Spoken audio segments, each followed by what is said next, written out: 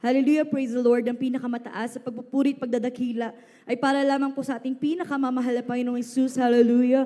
Double honor and respect to our beloved parents in the Lord.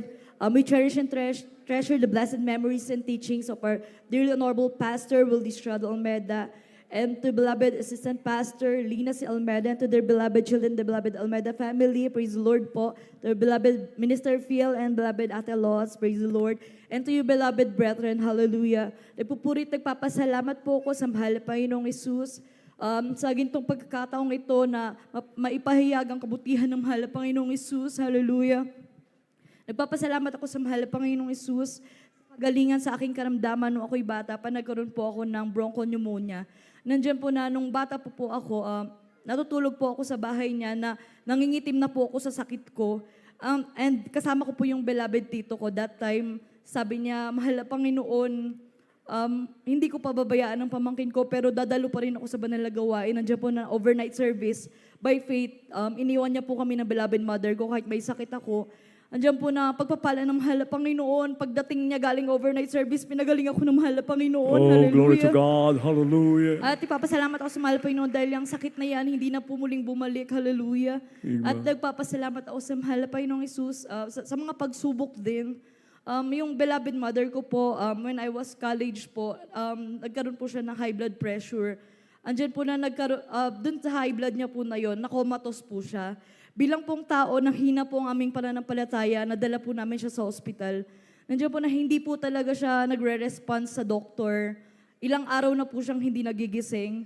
Tapos tinapat na kami ng doktor that time, sabi, pag itong gantong araw na to, hindi pa rin siya nagising, delikado na. Kasi medyo mahaba na yung panahon na hindi siya nagigising.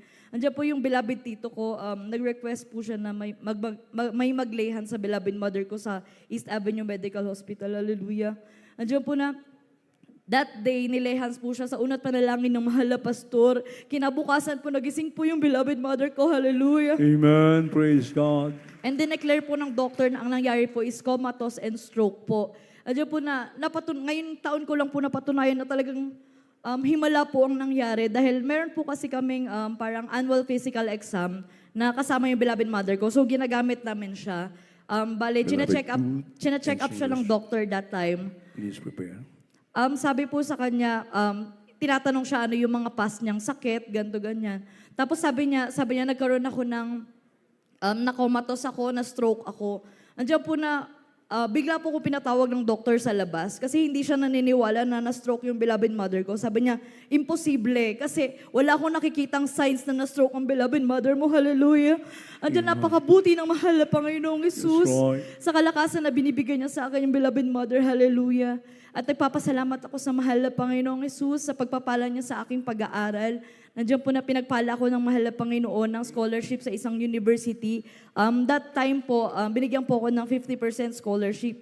Nandiyan po na pinagpasalamat ko yan sa mahal na Panginoon. Pero hindi po pala puro rosas ang paglilingkod sa mahal na Panginoon. That time umalis po ako sa pagpapagamit bilang children's choir. Bilang children's choir member, nandiyan po na tinanggal po sa akin yung scholarship nung first year college ako. That time po, nag-stop po ako sa aking pag-aaral. Nandiyan po na, hindi po ako nag-question sa mahal na Panginoon. Ayun po pala, tinatawag na naman ako ng mahal na Panginoon upang muling magpagamit sa kanyang banal na ubasan. Hallelujah. Nandiyan po na, isang taon po yan, nag-stop po ako sa pag-aaral. Hanggang sa parang mag-iisang taon na po na pagpapagamit ko sa mahal na Panginoong Isus, di man po karapat-dapat. Humingi po ako sa mahal na Panginoon na mahal na Panginoon, kung palooban mo pang magpatuloy ako sa pag-aaral, ibibigay mo. Nandiyan po ang tugon ng mahal na Panginoong Isus. Hallelujah. From that 50% scholarship, mga minamahal, ang binigay ng mahal na Panginoon ay higit pa mula sa aking tuition fee, allowances, uniform, hanggang graduation, provided ng mahal na Panginoon. Hallelujah. Hallelujah. At nagpapasalamat ako sa mahal na Panginoon dahil before po kami mag-graduate, nandiyan po na, nag-a-apply na po ako ng trabaho. Hindi po ako nag-pray noon sa mahal na Panginoon. Basta lang po ako nag-a-apply. Pero dapat po pala nang hingi tayo sa mahal na Panginoon. Hinihingi natin sa mahal na Panginoon maganyang bagay. Hallelujah. Nagpapasalamat ako sa mahal na Panginoon dahil after kong manalangin sa mahal na Panginoon ng trabaho na kanyang kalooban, nandiyan po ang pagpapala ng mahal na Panginoon dahil po parang a week after ng graduation ko, binigay agad ng mahal na Panginoong Jesus. Amen. Hallelujah. Hallelujah. Nandiyan po na hindi Praise nahahadlangan yung sa aking pagdalo, pati yung sa pananamit sa kabanalan. Hallelujah. At nagpapasalamat ako sa mahal na Panginoon dahil during the pandemic, nandiyan po na bilang nagtatrabaho po ako sa healthcare industry, ako lang po yung walang bakuna sa opisina namin. Pero andyan ang pag-iingat ng mahal na Glory to Panginoon. God. Hallelujah. Hallelujah. Andyan yung panguusig ng mga boss ko that time na bakit hindi ka nagpapabakuna. Pero nung time na kailangan namin magpa-swab test lahat, hindi man karapat-dapat, pero sabi sa akin ng boss ko, ikaw ang mag-lead ng prayer. Hallelujah. Amen. Andiyan po, Hallelujah. hindi man karapat-dapat nakikita sa atin bilang Kristiyano ang pananampalataya sa mahal na Panginoon. That time po, before po ako nag-lead ng prayer, lumuhod po ako sa mahal na Panginoon. Mahal na Panginoon, ipakita mo sa Kanya ang himala mo. Hallelujah. Andiyan po na, pag yung swab test namin, may isang mag-positive lang, matitigil yung operations namin. After po nung swab testing namin, andiyan po na lahat po kami nag-negative. Hallelujah. So, Praise panalangin ng mahal na God. pastor. Hallelujah. Hallelujah.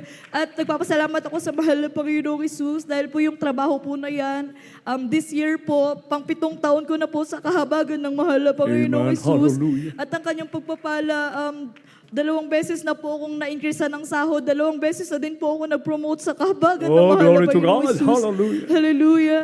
At nagpapasalamat ako sa mahal na Panginoon na hindi man po karapat-dapat. Ginagamit niya po ako bilang isang mga awit sa kanyang banal na ubasan, bilang isang single square member. Hallelujah. At ang lahat ng kapurihan, kalwalhatian, pagsasalamat ay para lamang po sa ating pinakamamahal na Panginoon Jesus. Hallelujah. Amen.